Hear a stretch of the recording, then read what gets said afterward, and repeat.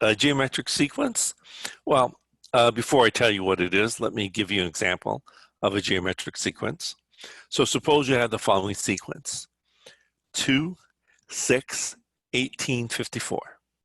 So if you notice, you start out with 2, you multiply by 3 to get 6, you multiply by 3 to get 18, multiply by 3 to get 54. And so in a geometric sequence, you keep multiplying by the same common amount. And so to define this recursively, a geometric sequence is defined as any sequence of the form where a sub n plus 1 is equal to r times a sub n for every natural number n.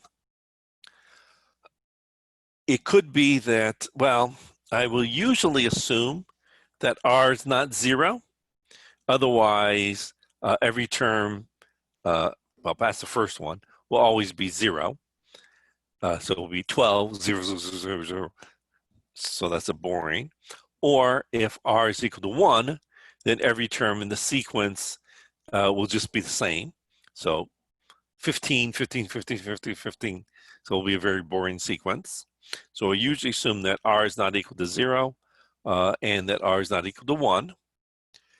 And I usually assume that a sub 1 is not 0. Otherwise, every term in the sequence, again, will just be 0.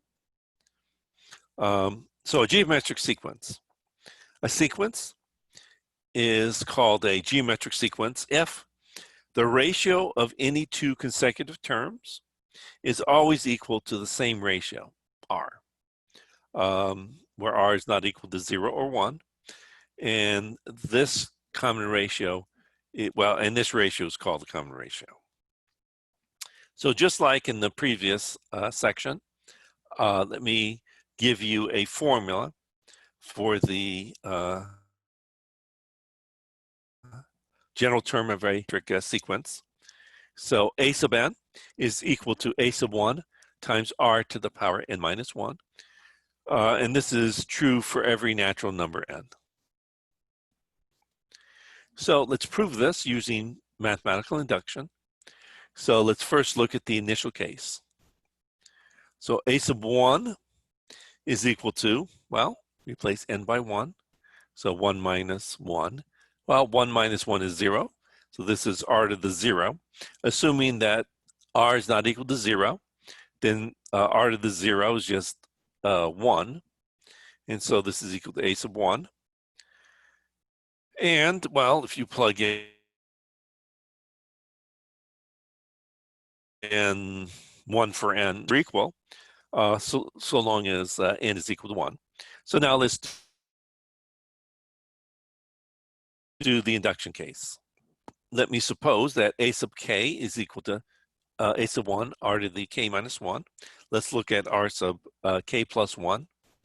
Well, by the definition of a geometric sequence, this is just r times a sub k. But a sub k, by the induction hypothesis, is a sub 1 times r to the power k minus 1. Multiplying, I get that this is a sub 1 times r to the power, well, by the properties of exponents, this is just k minus 1 plus 1. Let me rewrite this as k plus 1 minus 1. So if I replace k here by k plus 1, I see that this formula holds. Therefore, by the principle of mathematical induction, I have that a sub n is equal to a sub 1 times r to the n minus 1 for every natural number n. Oh, I didn't drive it that way, but it doesn't matter. Let's look at a geometric sequence, a geometric series. And so, suppose I started out with the geometric sequence 2, 6, 18, 54. Then the series 2 plus 6 plus 18 plus 54 plus dot, dot, dot, that is called called a geometric series. A geometric series is just a series derived from a geometric sequence. Let S sub n denote the sum of the first n terms of a geometric series. So this is just the sum n equals 1 to capital N of a sub 1 r to the power n minus 1. So let's derive a formula for S sub n. Well, S sub n is equal to 1 plus a1r plus a1r squared plus dot dot dot a1 r to the n minus 1 negative r. Let's multiply this by negative r. So negative r S sub n is equal to, well, negative r times a1, negative r times a1r. So it's a negative a1r squared, dot, dot, dot, dot. Negative r times a1 r to the n minus 1 is a negative r, negative a1 r to the n. All these, if I add this up, I get S sub n minus r S sub n is equal to a1, cancel, cancel, cancel, cancel, minus a1 r to the n. And so, factoring out S sub n, I get 1 minus r times S sub n is equal to, factoring out a sub 1 times 1 minus r to the n. Assuming that r is not equal to 1, then I'm not dividing by 0. Oops.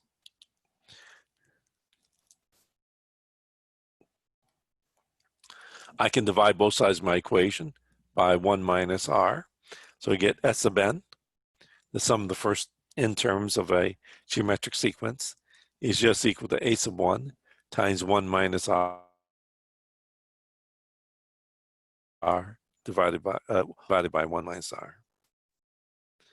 And so, now that I've derived that formula, let's show that it's true. And let's do that by proving this by induction. I actually don't need to do it since I actually derived it, but let me prove it anyway. So the formula for the sum of the first n terms for a geometric sequence is as follows. Sum k equal 1 to n of a sub 1 r to the k minus 1 is equal to a sub 1 times 1 minus r to the n over 1 minus r, so long as r is not equal to 0 nor equal to 1.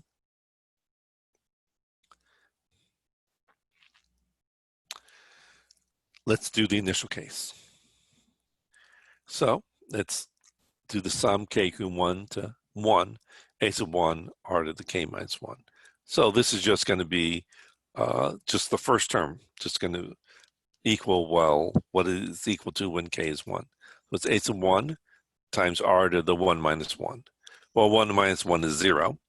R to the 0 is equal to 1. Well, so long as r is not equal to 0.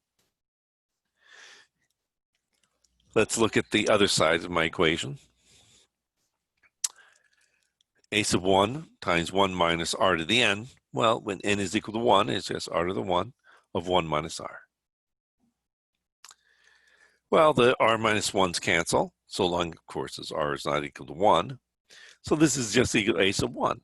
Since these are equal, I've shown that this formula works when n is equal to 1. Now let's do the induction case. And so let's suppose the following induction hypothesis, that the formula works for n. So the sum k equal 1 to n, a sub 1, r to the k minus 1 is equal to a sub 1 times the quantity 1 minus r to the n over 1 minus r. Let's look at the sum k equal 1 to n plus 1, a sub 1 r to the k minus 1. Well, it's the sum of the first n of these terms plus the last term. So the sum of the first n of these terms plus the last term, found we're replacing k by n plus 1. By the induction hypothesis, the sum of the first n of these terms is just a sub 1, 1 minus r to the n over 1 minus r. To add to this last term, I have to get a common denominator. So multiply and divide by 1 minus r. I'm assuming that r here is not equal to 1. Otherwise, it'd be divided by 0. So let's factor out, well, an a sub 1. And I have a common denominator of 1 minus r. This operator is 1 minus r to the n. This next, by multiplying r to the n inside the parentheses, is r to the n minus r to the n plus 1. The r to the n's cancel.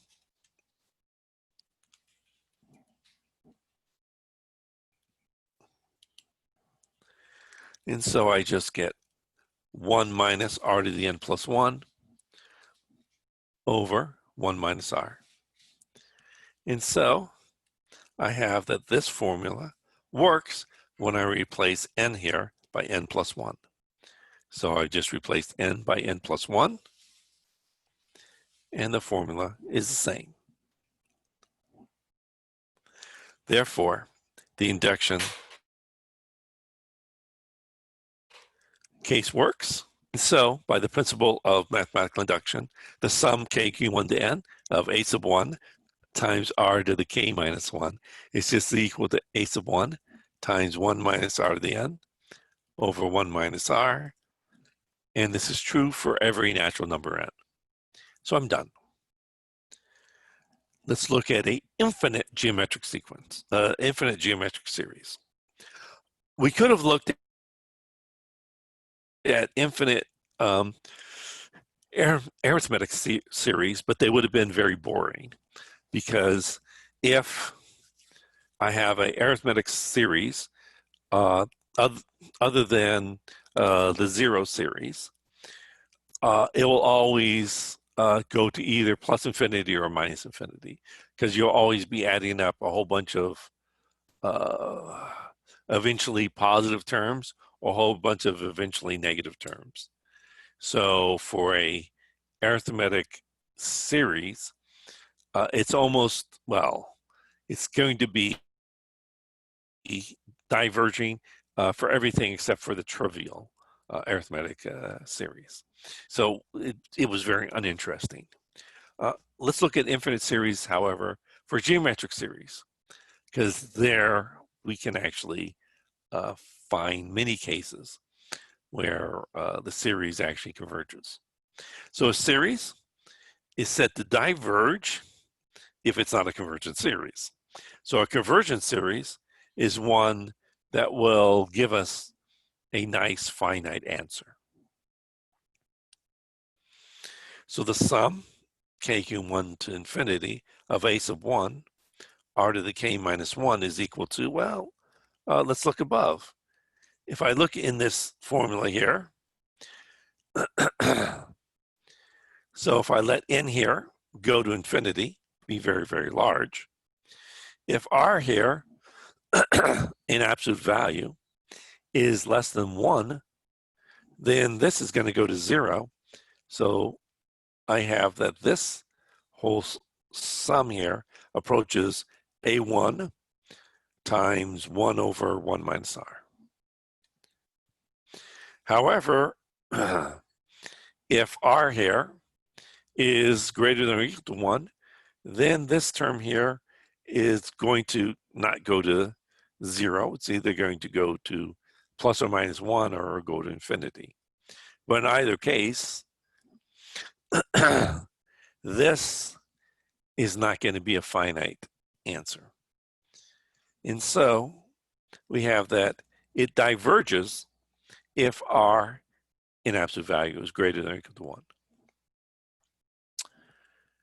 Let me use that fact to give you some interesting financial formulas. So an annuity is a financial instrument where you always add the same amount to your instrument at fixed intervals of time. Or you always subtract the same amount at fixed intervals of time. So let's do it where you're adding, at least initially. So suppose you have maybe an IRA or something, and you want to invest, you know, $100 every month, however long you want, you know, forever or whatever. So let R be the interest rate per period, you know, per month or whatever. Let N be the number of periods. Say you want to just do it for, you know, 10 months or 500 months or whatever. Let P be the amount that you input into your annuity each period. You know, you're putting in $50 every month. Then the amount you have is, well, what you start out with that month, plus what you started out with the previous month, times your interest that you get over that previous month, plus, well, what you did the previous month before that, which was the, you know, the amount you put in times its interest, plus etc. And so if you add this up, and let's do that for any of these, then by our above formula, this is just equal to the sum, when I wrote it actually, of, well, the first term times 1 minus r, which actually, in this case, we're calling 1 plus r, to the n, over 1 minus r. Well, this cancels and gives you minus r at the bottom. But since it's a minus r, I'll change the sign to make it r. And so I'll switch the order around to make it look nicer. So this is p, 1 plus r to the n, minus 1 all over r. And so that's how you get that formula. So suppose you invest $50 per month into a Roth IRA for 20 years at 12% per annum, compounded monthly. 12% per annum is the average amount over the lifetime of the stock market, investing in some arbitrary fund. You then keep this amount in the Roth IRA. Oh, in a Roth IRA, you're in the interest that you get is not taxable, is taxed money when you actually withdraw. You do not touch the money in this account until retirement at the end of 50 years. How much tax-free money do you have at retirement? Okay, so let's do this. So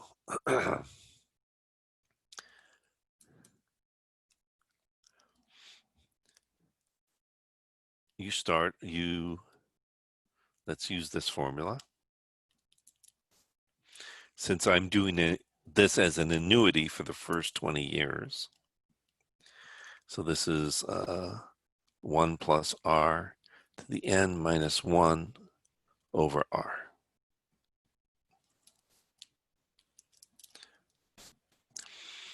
Okay, so for the first 20 years, so we put in, was it $50 per month?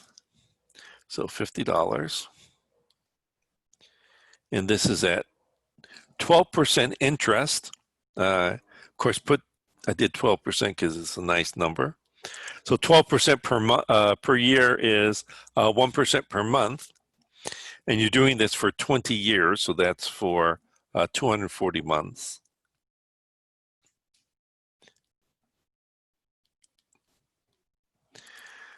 So the amount that you have, 50 divided by 0.0 1, 5,000 times 1.01 to the 240 minus 1. So that's the amount that you have after 20 years. Now, you're going to leave this into an account that I guess has the same interest, so you just leave it. And so you start out with this amount of money, 5,000, 1.01 to the 240.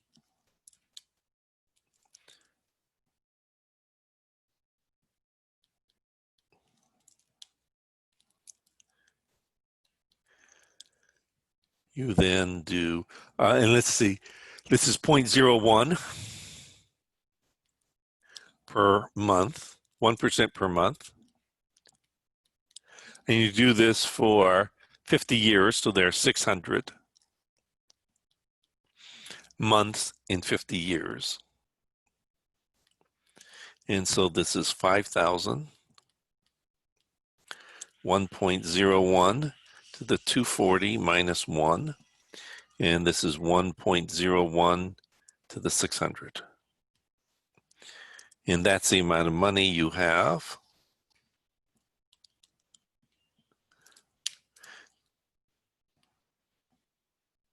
at the end for retirement.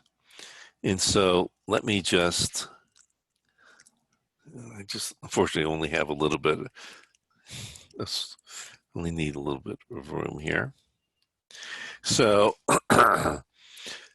this is approximately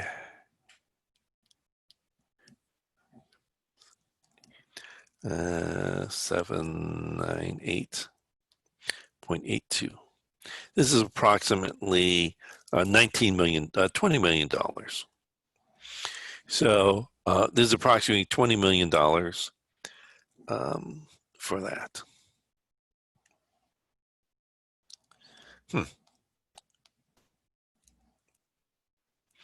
Okay. Note. So, and the reason that it's so much money is because you started early. Note. In the United States,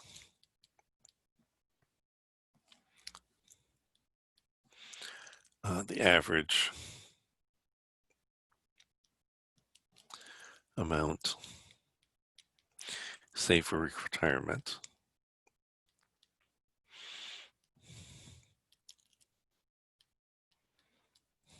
at age 55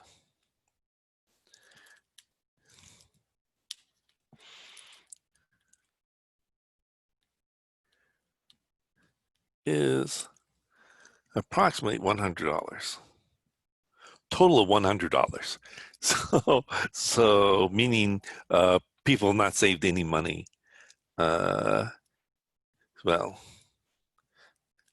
and is still less than $1,000 average. 6 months before retirement. Before retirement. So in the US, usually people don't save for retirement. Well, they do, but they start saving 6 months before retirement. Okay, so which means that you're not going to get any sort of buildup of funds because of that. Okay. So suppose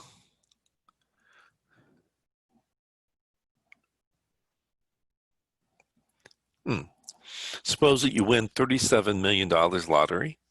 You decide against taking a lump sum payment option of $16,800,000, $800,000, and we receive instead $120,000 per month for 26 years.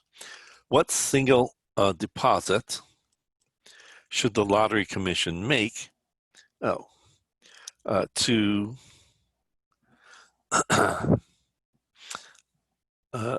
should make now to fund your lottery winnings? Assume the commission is able to invest in an account that pays 7.2% interest per annum compounded continuously. Okay, so let's do that. So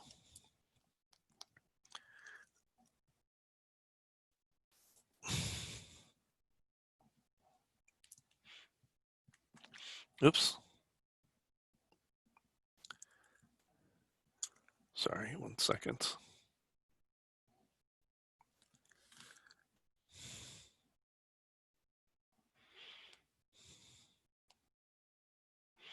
Okay, so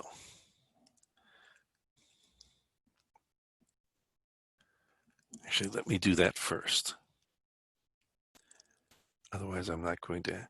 Okay, so let's do that first. I won't have time.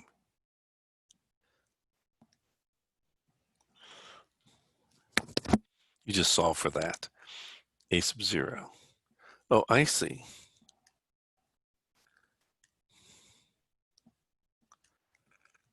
There it is, right there. So let's use this formula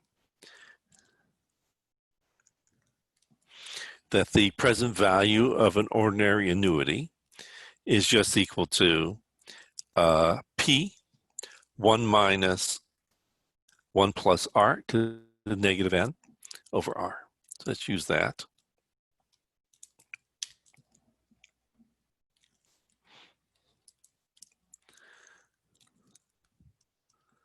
Where the,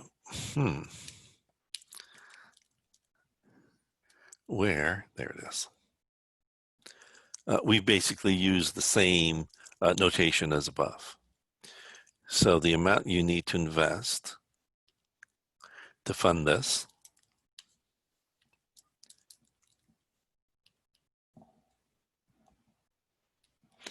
is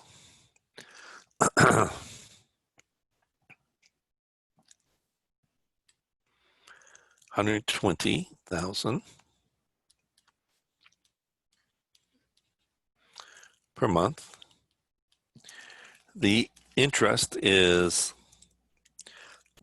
0.07 divided by 12, which is 0.006.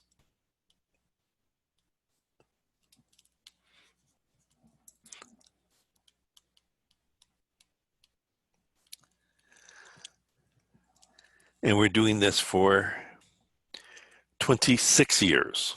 No, 26 years. So in 26 years, there are 312 months.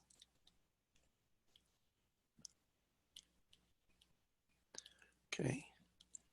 So let's figure out how much money is needed to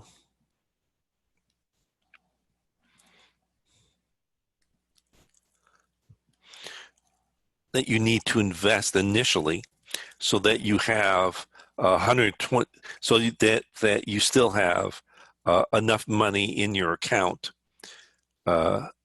to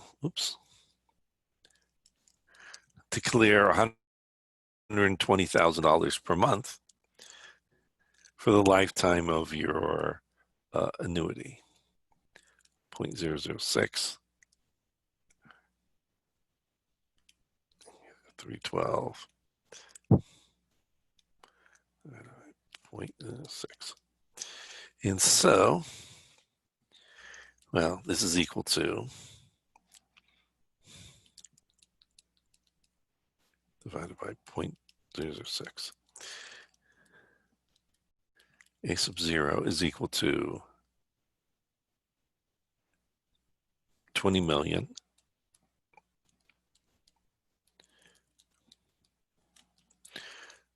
one minus 1.006 to the negative 312. And so the amount that you would need to invest, California needs to invest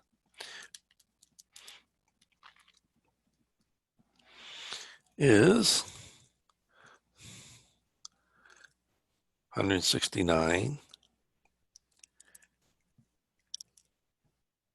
0 6 4 29.55.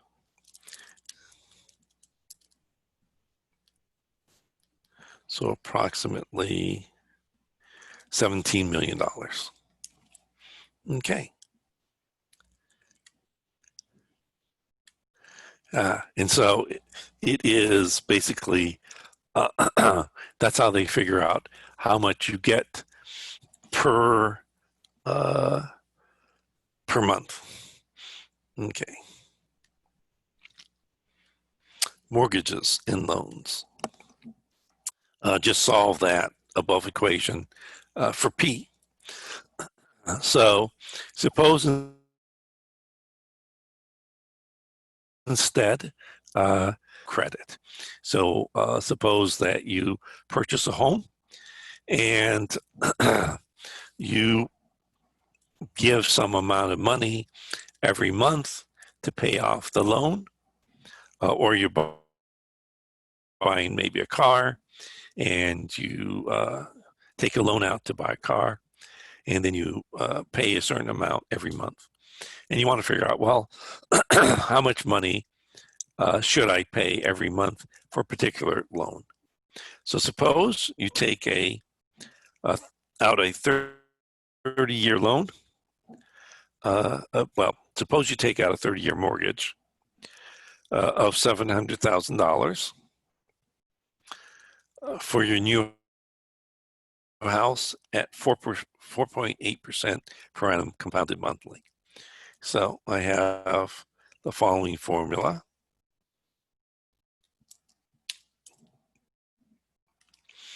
P is equal to A sub 0, which is $700,000. That's your loan, with an interest rate of 4.8% per annum, but that's their 12 months in a year. So this is 4.004 per month.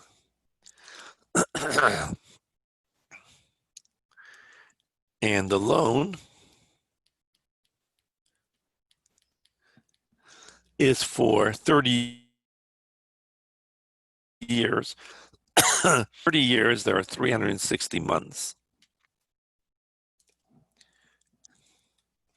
And so the amount that you should pay per month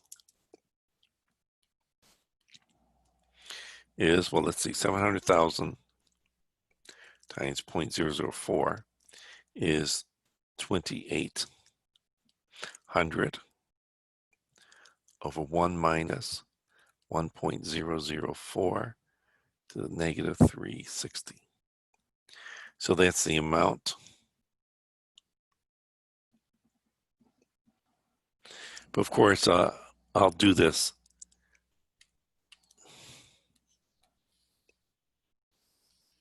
approximately. And so let's see how much money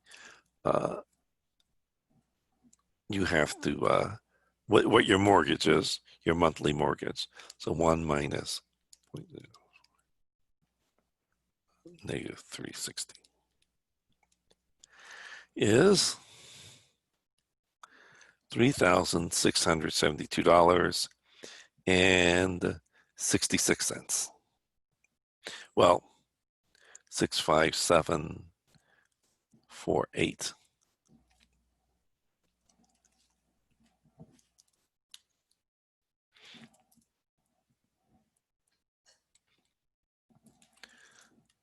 And so your mortgage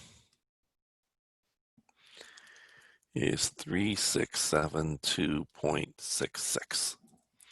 So that's approximately what that's what your mortgage is, your monthly mortgage, which is about correct for what is it, 700,000.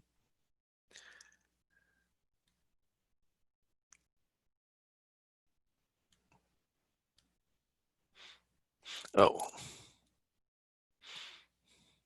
I wrote that wrong, but that was correct. Okay, so around $3,672 per month.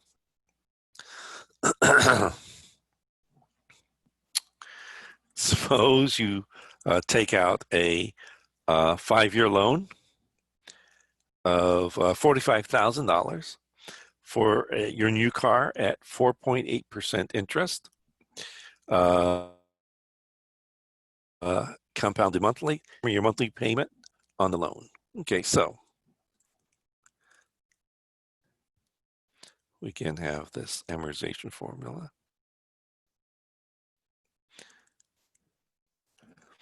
And so I have that. Well, let me get another page.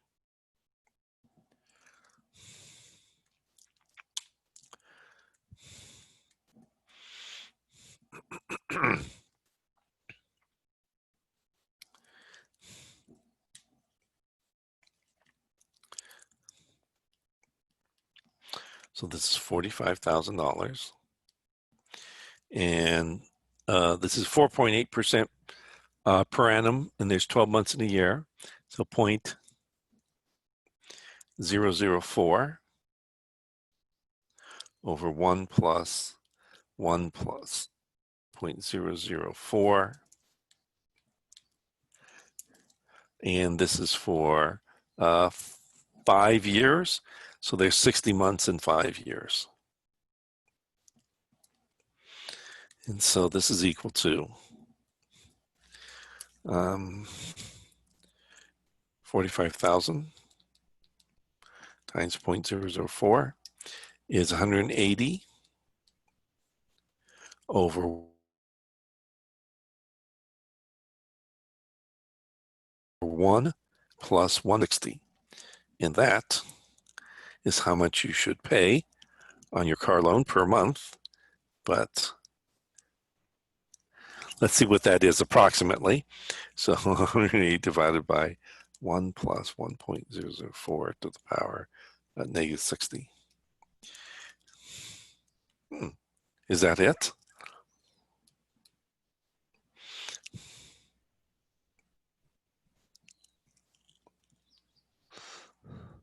$100. $45.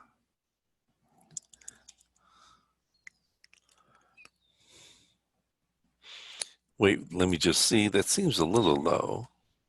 Should be about $200 or something. Let me just check something.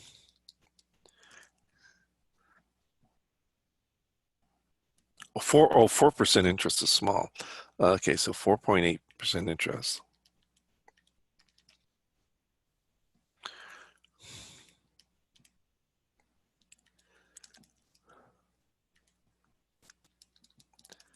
.004, okay. Times 45,000. 180, okay.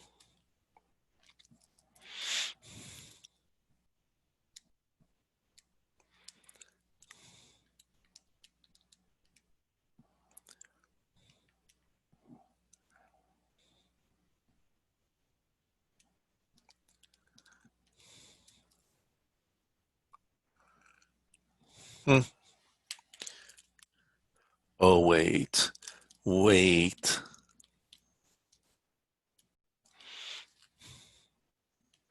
Okay, that's why it's small. Okay, so that's why it's small. Okay, so there was the error. Okay, so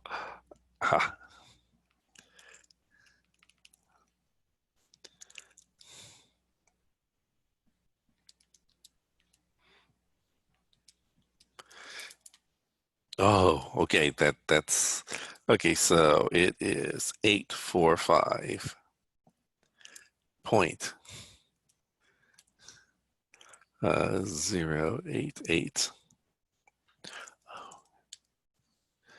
Oh, yes, that is correct. Yeah, that is much more than I would think. 905. Okay, so it is approximately $845.09 for a 5-year loan.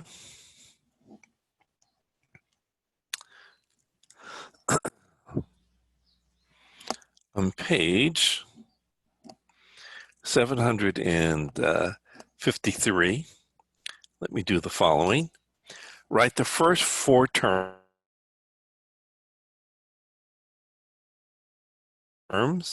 of each geometry.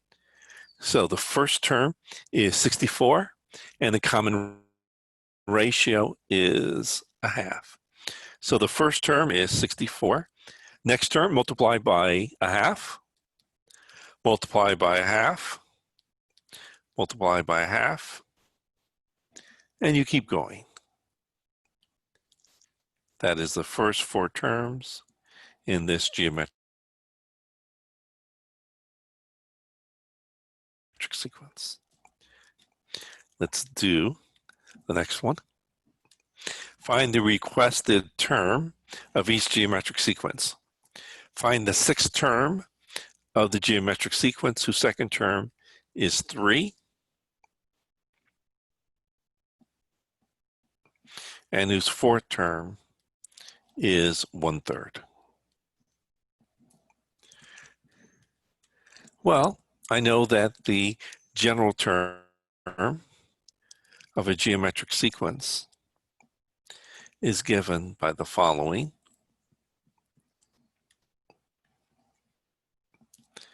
And so let's figure out each of these.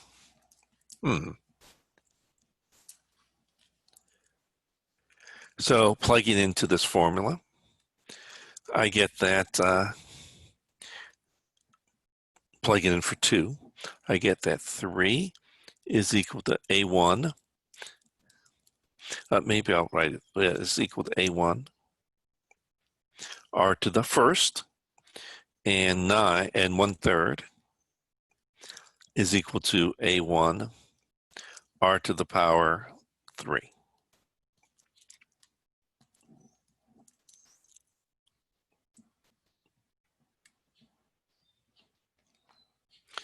Okay, so I have that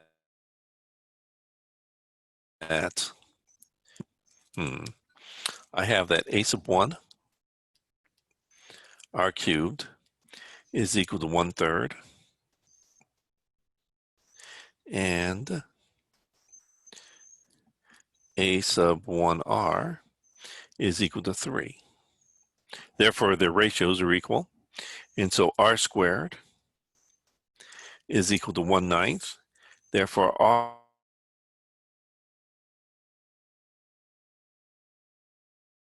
r is equal to plus or minus. And so I have that a sub n.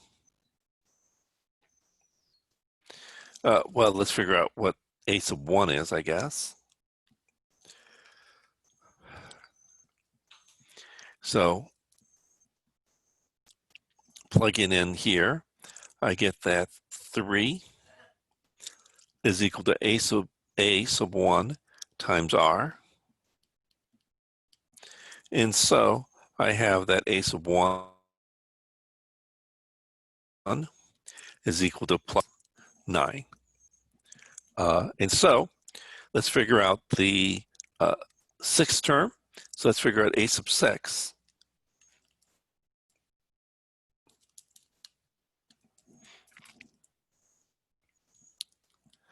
Is equal to a sub 1 times r to the power, oh, that doesn't matter, it's going to change sign, a to the power 6 minus 1, which is 5. Okay, and so this is going to be a plus or minus 9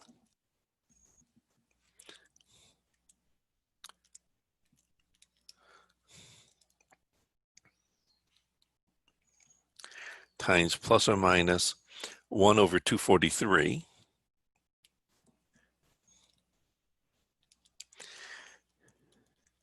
And so the pluses And minus, well, if you multiply positive times positive, you get positive. Negative times negative is positive. So in either case, it doesn't matter. You'll get a positive 1 over 27. Oh, yeah, a positive 1 over 27. And that's your answer. Let me do problem 24. Solve each problem. Insert 3 geometric means between 162 and 2. So what that means is that, just like in the previous case, for a geometric mean, that means that I want to create a geometric sequence, and I want how many? 3. 3. So I want to make this into a geometric sequence. And so I have that a sub n is equal to a1 r to the n minus 1. So when n is 5, I get a sub 5 equals a1, which is 162, r to the 5 minus 1, which is 4. And so r to the 4th is equal to 81.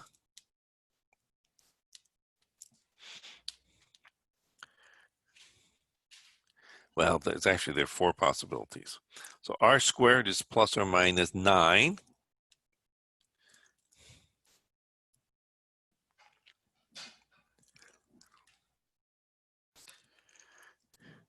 So let's get a new page here. And so r is equal to, well, if I take a positive 9, the square root is going to be plus or minus 3. If I take a negative 9, it's going to be plus or minus 3i. Now, the only reason I'm going to exclude from r the plus or minus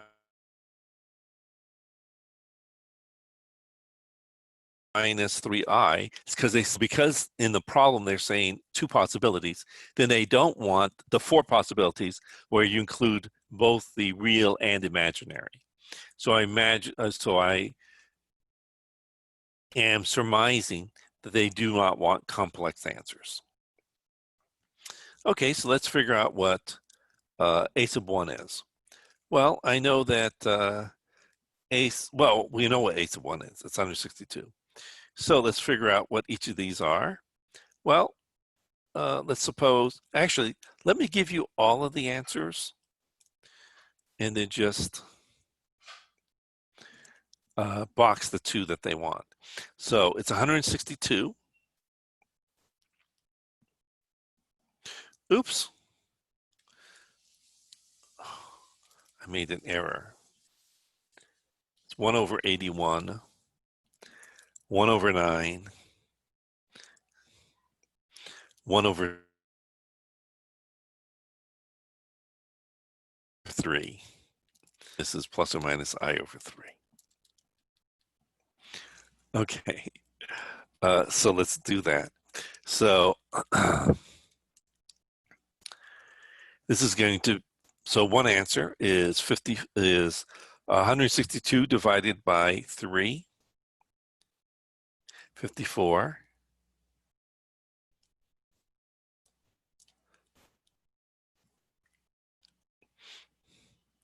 18, 6, 2. So that's one of the possibilities for the answer.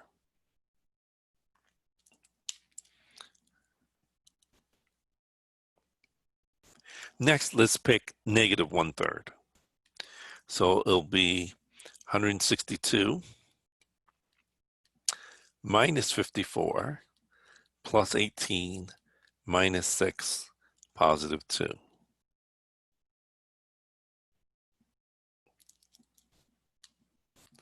Okay.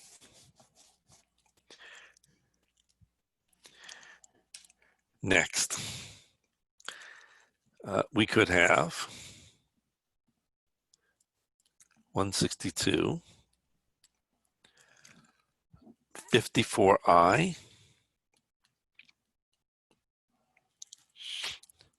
negative 18, negative 6i, and then negative, that's positive 2. So if you include complex numbers, and lastly, let's do 162, negative 54i, 18,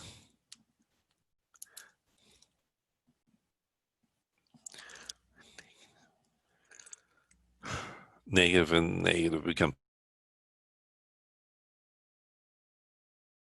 positive. A negative, that's a negative 16 and 2.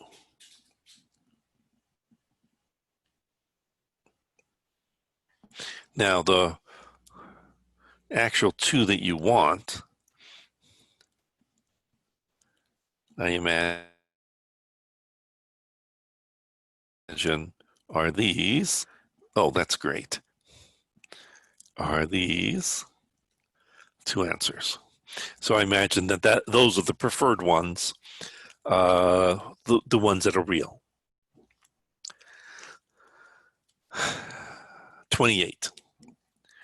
Find the sum of the indicated terms of each geometric series. And so I have that the sum S of n is equal to a sub 1, 1 minus r, the n, over 1 minus r. Okay.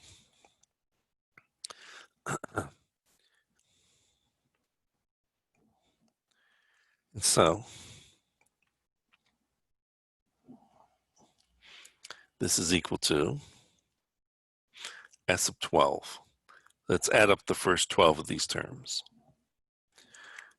So this is going to equal the first term, 1/8, 1 minus. In this case, you're always subtracting a half.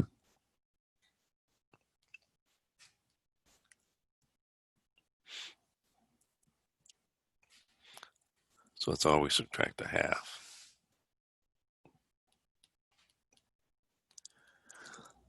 So this is equal to so S sub 12. 1 minus a half is a half. A half of 8 is 12, so that's 1/4. 1 minus 1 over 2 to the 12th, oh, that's a big number, 4,096. So S sub 12 is equal to 1/4. Well, let's actually to 4,000. So this is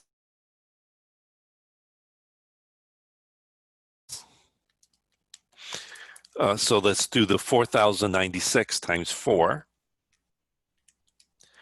So this is 4,095, 384. And that's the sum of the first 12 terms. Let me just check that for one second, just to make sure I didn't make any mistake, because I did a lot of it in my head.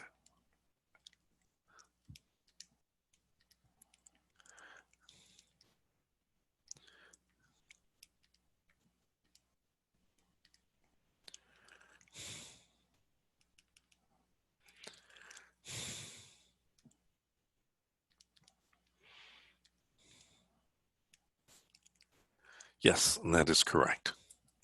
So it is 4,095 over 16,384. Find the sum of each infinite geometric series.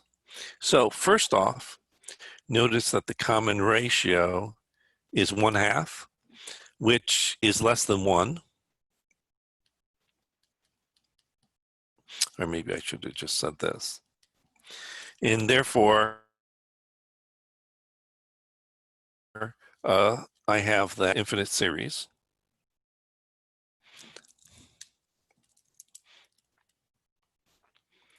Will just equal a sub 1 over 1 minus r.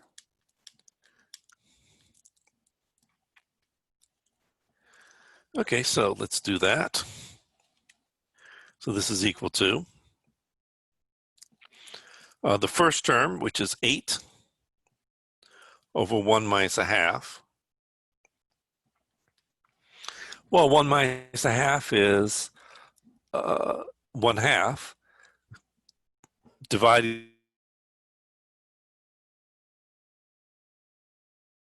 by a half says multiply by 2. And so if I add up all these terms, I get 16. So 8 plus 4 plus 2 plus 1 plus a half plus blah, blah, blah, is up an infinite number of these. So amazing enough, if you just add up the first 4 terms, you get 15. The other terms don't seem to add up that much to it. Okay, so change each repeating decimal to a common fraction. Okay, so let's do that. So I notice that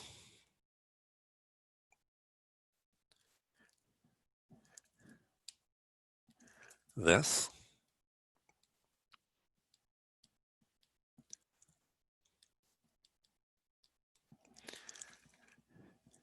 is equal to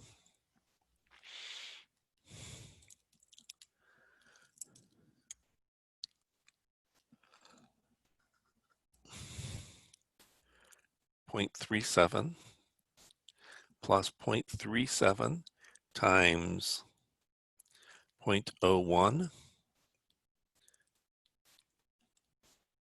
0.01 squared, etc.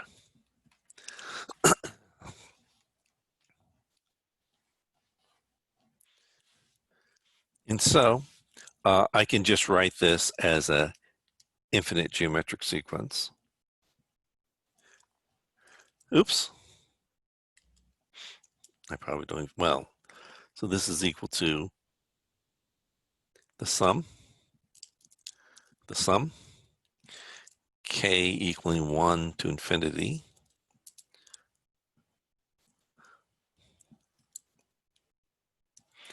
of 0.37 times 0.01 to the k minus 1. And so this is equal to, well, by the above formula, 0.37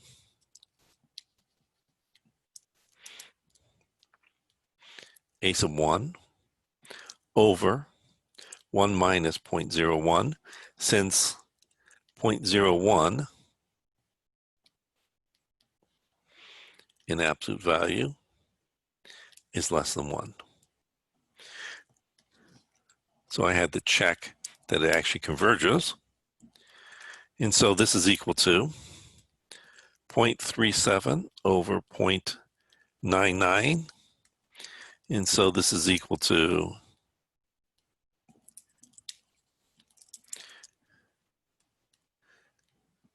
37 over 99.